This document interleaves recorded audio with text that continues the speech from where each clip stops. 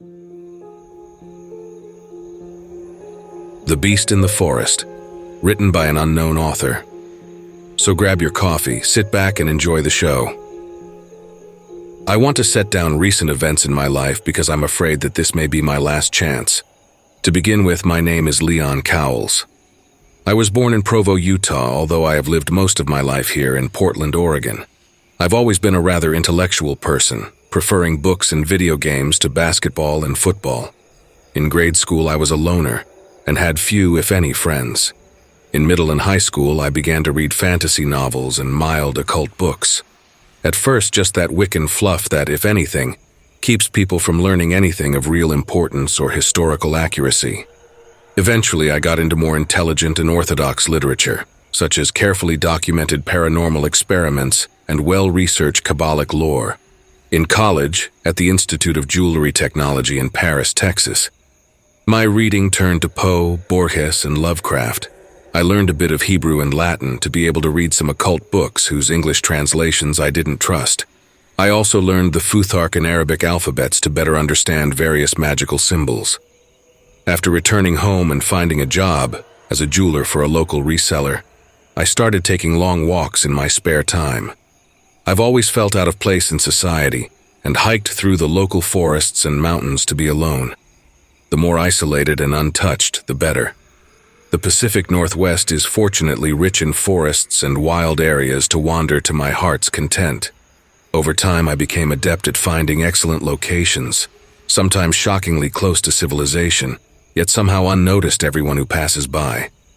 I've even run across some ruins here and there, some amazingly close to town, but abandoned long ago nonetheless. In a place that can be found on no city map, only 10 blocks from my house, I found an abandoned water reservoir, along with several buildings, left to slowly decay many decades ago. Beneath Rocky Butte, I found a long maze of natural caves, totally untouched by anyone so far, not half a mile from two of the biggest freeways in the state. On an island in the Columbia River that I swam to, I found an ancient farmhouse and barn, quietly decomposing for who knows how long. The places with ruins are my favorite, bringing a much more solid feeling to the sense of loss and past wonder that I feel about the world. Not my favorite, due to high foot traffic some days, but certainly very close by for me is the famous Forest Park. The largest city park in the world, it's more than 11 miles long and several miles wide in some areas. It covers more than 5,100 acres, and as the name implies, it's almost entirely covered in dense old-growth forest. It's easy to lose your way along the many miles of winding trails, and more than once I've gotten turned around myself, despite my experience outdoors. Forest Park is a wild and beautiful place in the light of day, but at night and in certain especially overgrown groves, where the dense canopy blots out most of the daylight, it has a sinister and feral reputation. Perhaps its dangers lie in its many fissures, canyons, and steep and often wet trails. Or just maybe it has something to do with certain ruins in its depths. There are also occasional reports of great cats, we have mountain lions in the area, who carry off small dogs and local animals. What is fact is that danger is present in Forest Park after darkness falls. Once every few years, a body or two is found by hikers, or their dogs, often old, partially eaten, and badly decomposed. I remember in 1999 they found a number of bodies, arranged in some kind of strange diagram, over several hundred feet. Even this year, in 2008, they have found 2 corpses there. My own incident at Forest Park began one early afternoon a week ago. I was going to go hiking in the southern central region, on a few trails that I'd never been on before. I'd planned on being out until evening, so I brought along a lunch, iced tea, my mini flashlight. One never knows when they'll find a new cave or ruin, and notebook. I parked my car at the lower Maclay trailhead and set off along the edge of the creek, heading into the park. Along my left, the creek ended under a huge wooden lattice that led into a huge sewer pipe and downhill, under the city, and into the Willamette River. There is a rumor that the Portland catacombs connect to that sewer pipe at some point. Further along the creek is some kind of wooden walkway, raised 20 feet or so above the water, and connected to some old crumbling masonry in and next to the stream. I've read that this used to be part of the original watershed that served Portland, and I guess that it was part of that. In the bed of the creek, several ancient stone walls and pieces of brickwork were visible to those with a keen eye. Beyond a bridge and a little waterfall, off the trail, up a hill and behind a huge pine tree, a headstone with the name Oliver can be seen. No one has ever dug up the little grave, so no one knows who or what Oliver used to be. Further still, along the steep, rocky, and often slippery wet trail, about 1 mile in, is the witch's house. This was once a public restroom, but in 1962 it was critically damaged by a storm and abandoned rather than repaired. It's now by far the best known and most recent ruin in Forest Park. It's the stone walls and foundation of a small house, built into the side of a steep hill. The 2 basement rooms loomed cold, empty and reeking of urine and pot, through the long open wall facing the trail and creek.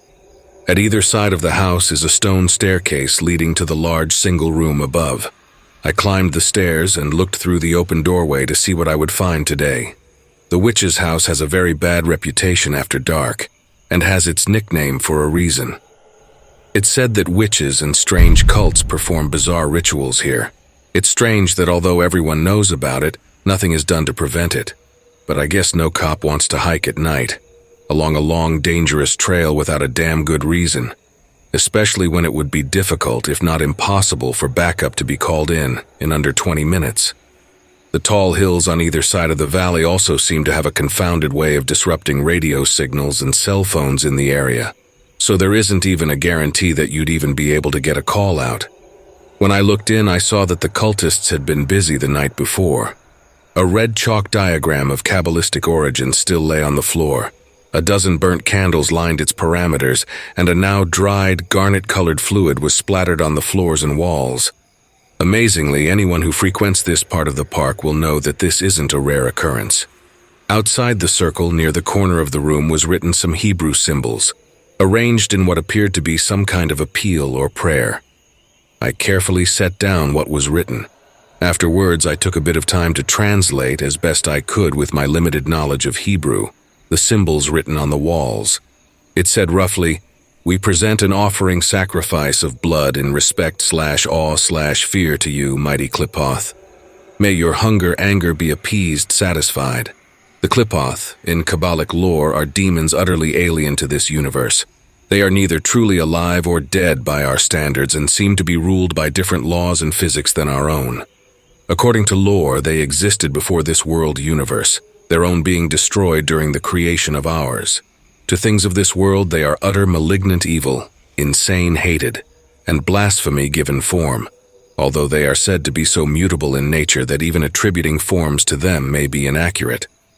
Most Kabbalists say they are only a myth, representing sin, and the few that believe in them, even Aleister Crowley, would never try to bargain or make pacts with them, for they comprehend no alliances and seek only to destroy and consume truly living things.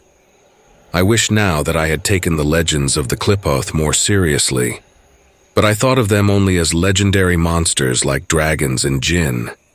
After writing down that strange appeal, I continued on, up the hill and away from the strange and evil little stone house. I walked for miles, winding this way and that through the hills and forest, enjoying the quiet and solitude of the day. Eventually, I became hungry and left the trail, slipping between the bushes and undergrowth.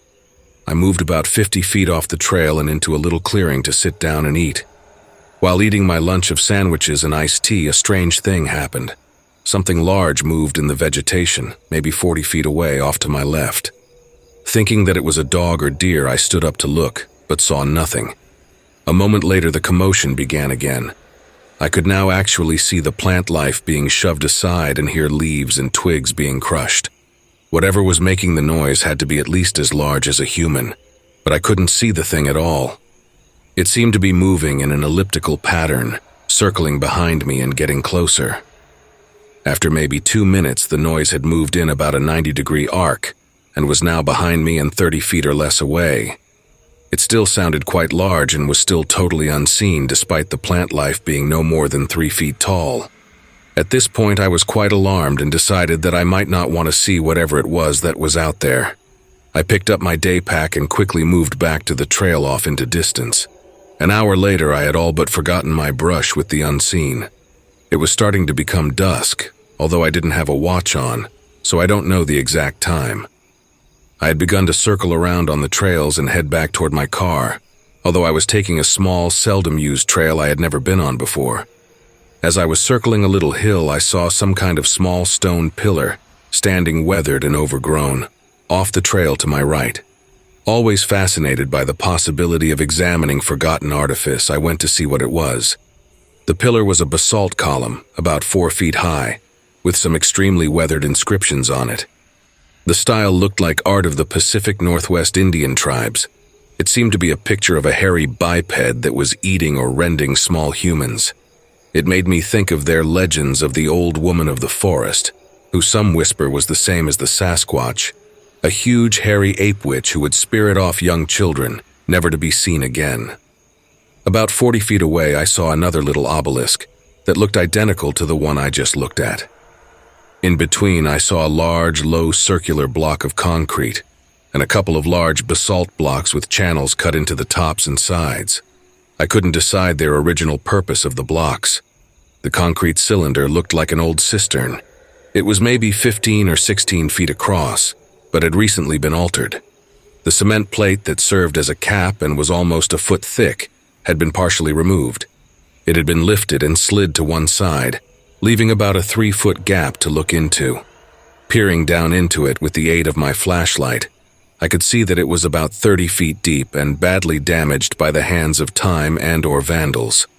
Handholds had been gouged into the inside wall, leading down to the cistern floor. A bed of moldering leaves and sticks covered the floor, which struck me as odd, since the cap appeared to have been moved extremely recently, and it wasn't late enough in the season for leaves to start falling anyway. I could also see 2 large holes in the cement tube at the bottom, one on either side. One of the holes looked quite large, 6 or 7 feet, while the other side looked quite a bit smaller, maybe 4 feet in diameter. Having no fear of the dark enclosed spaces or heights, I began climbing down to further explore this new find. The odor of decaying plant and possibly animal matter hung thick in the air, along with the deep scent of wet earth. Both holes led into crudely cut rock and earth passages. I went into the larger one first and followed it back into the hill. I'm not quite sure how long the passage was before it opened into a small chamber. Visually, it looked like it must have been 40 feet, or possibly more, but I completely passed through it in only 7 steps, which should only take me 20 or 21 feet. The little chamber was almost spherical and looked to be about 12 feet across. It looked like the nest of some large animal with a bed of dirty rags and pale sticks in one corner. I saw a couple of shiny glimmers poking out of the pile and bent down to examine them. The first was an impressive amethyst crystal, about 6 inches long, with many tiny black and red inclusions suspended inside it. The 6 sides, although they looked natural, had been polished and the base had been ground flat and polished as well. Some strange glyphs had been engraved into the 6 triangular facets that formed the point. Even with my fairly broad knowledge of runes and symbols, I was at a loss as to the origins of the symbols. They did look somewhat like the pictographs I've seen on Central and South American coins and calendars. The crystal had another quality that made it odd, unique, and sinister in aspect. Whenever I'd look away and could see the crystal with only my peripheral vision, the little red and black inclusions would seem to come to life and start moving, like minuscule fish swimming about in an aquarium. But as soon as I would look at it, they would stop and be just as I had seen them before. As a jeweler, I've seen a number of exotic techniques for creating illusions in gemstones. Some make it appear to be larger or brighter than they actually are. Some are cut in specific ways to conceal defects, reflect a double image, or even appear to move within the setting, but I've never seen anything like this. Pocketing the crystal for later examination, I turned my attention to the other shiny bit, poking out from under a grimy rag. It was a watch from the 1980s, its spring band torn apart and its crystal cracked. A shiver went down my spine as my gaze returned to the pile and the pale sticks. As I gingerly pulled one out to look at it, I was horrified to see what I already feared. What I was holding was clearly a human arm or leg bone, snapped in half and many years old. Dropping the once human thing, I turned to retreat from this den of evil. When I got back to the cistern, I looked up expecting to climb back out to safety, but was momentarily paralyzed by fear when I saw something coming into the hole from outside. I shut off my flashlight and darted into the smaller tunnel to hide from whatever it was. It appeared to be a human figure, floating in midair and descending past the concrete lid. It then abruptly fell into an unmoving heap before me with a sickening crunch splat, quite obviously dead. It was a man, wearing torn and filthy jeans, an equally filthy flannel shirt, and worn and dirty sneakers. His eyes were open with a look of absolute fear that I'll never be able to forget. His wild and unkempt beard was a sea of red from what must have been a terminal throat wound. Above, I saw nothing. Then the lid slowly began to grate shut.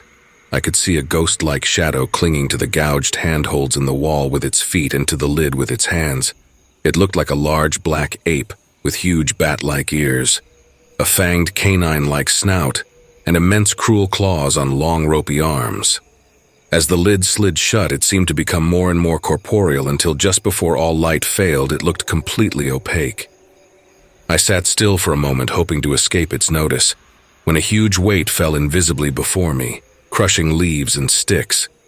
I heard a sliding sound like a giant rag doll being dragged around, then a nauseous crunching and slurping noise that I thankfully couldn't see. Hoping that the nightmare fiend before me was adequately distracted, I began to slowly and blindly move back into the smaller tunnel. Unfortunately, with all the rubble of the shattered cistern wall about me, I nearly slipped and had to catch myself with my hand, making a small but audible slapping sound. The crunching and slurping instantly stopped, and the giant ragdoll fell to the floor. A sniffing sound and the crunch of leaves a step closer than it had been moments ago. I knew it had found me, and my mind momentarily snapped. I would attack the unseen thing and at least not go down without a fight. I silently picked up a large rock, I think about the size of a brick, and switched on my flashlight, hoping to catch the living nightmare by surprise. The surprise was mine, though. All I saw was the discarded corpse, now even more reddened than it was before. Where was the black horror? Was it hiding in the cistern beyond my field of vision? Then another step was heard, crunching leaves and twigs even closer to me. I saw the leaves stir but couldn't see the monster. Unable to understand where it was or how to fight it, I threw my stone missile, with all the strength and fury of my adrenaline-flushed body. All at once, the rock struck the air and deflected off to the side. A small spray of foul black fluid fell to the ground, and an unearthly scream of pain and rage began not 10 feet in front of me. I turned and ran. As I turned to retreat, I saw, from the edge of the flashlight's illumination, a huge ghostly ape clutching its face with a giant feral paw. I fled as fast as I could to wherever the tunnel led. My attack momentarily stunned the thing, I think, and it was unable to maneuver its huge bulk through the small tunnel as quickly as I could. The tunnel wound about and descended over a huge distance, miles, I think. It eventually broke through another concrete wall and into a wide drainage sewer, one side definitely ascending and the other descending. I could no longer hear the black fiend behind me, but I wasn't going to take chances. I pulled off my day pack, taking only my notebook, and tossed it down the sewer in the descending direction just at the edge of the water. I hoped this might mislead the phantom ape and buy me a bit more time, should it reach the wider sewer before I was able to find a way out. I ran off in the opposite direction, taking care to step only in the water to help conceal my scent. The sewer tunnel was about 7 feet in diameter, with water flowing in a channel along the bottom. The water looked fairly clear and clean, except for the occasional leaf of two. Little salamanders and crayfish scuttled out of my path as I went, making me pretty sure I was in the sewer below the Maclay trailhead. After maybe a quarter of a mile, I began to see a lighter patch in the darkness. Another minute and I was at the sewer mouth, under the giant wooden lattice I had seen earlier that day. Night had come to the overgrown valley while I was trapped underground. Except for the gurgling of the little creek, all the world seemed as still and quiet as a grave. Fortunately, escape was possible for me through the wooden wall. Near the middle of the lattice, just above the level of the water, a large rock was wedged between two of the beams. I was easily able to squeeze through this slightly enlarged gap, being both thin and flexible. Now I was only 1,000 feet from my car. I climbed the lattice back up to the trail, now exhausted, and kept moving as quickly as I could toward my goal. My pants were ripped in several places and my hands were covered in scratches from the speed of my desperate flight, but I was at least alive. I climbed back into my car, drove home, and collapsed into a deep, dreamless sleep. Somehow I sleep better when under stress. I don't know why, but I do. I thought I was safe. I thought that the nightmare was behind me.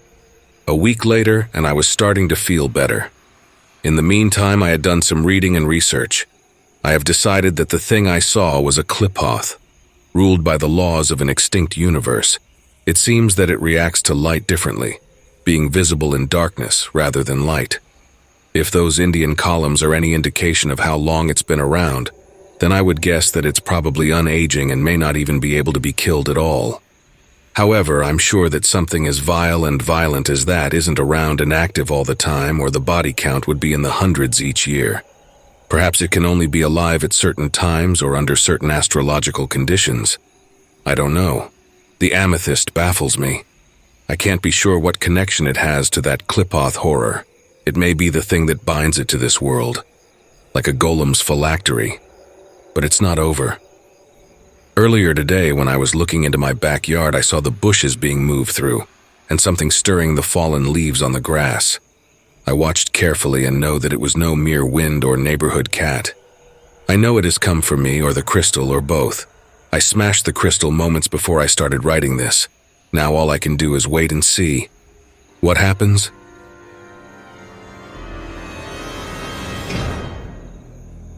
Hey family, a very big thank you to an unknown author for allowing me to narrate such an awesome tale. Be sure to check out their creepypasta.com profile for more of their awesome works. If you would like to support us and make a donation, I'd be very much appreciative. I do have PayPal and a Buy Me a Coffee account. Be sure to also check out our merch store. There are plenty of items and designs to choose from. If you enjoyed this video, then why not check out the next one? Here on the right-hand side, you can also follow us. All my socials and all my other links are contained within the Linktree link below. Take care, everyone, and I hope you all have a wonderful and peaceful night. And don't forget, where fear is, happiness is not.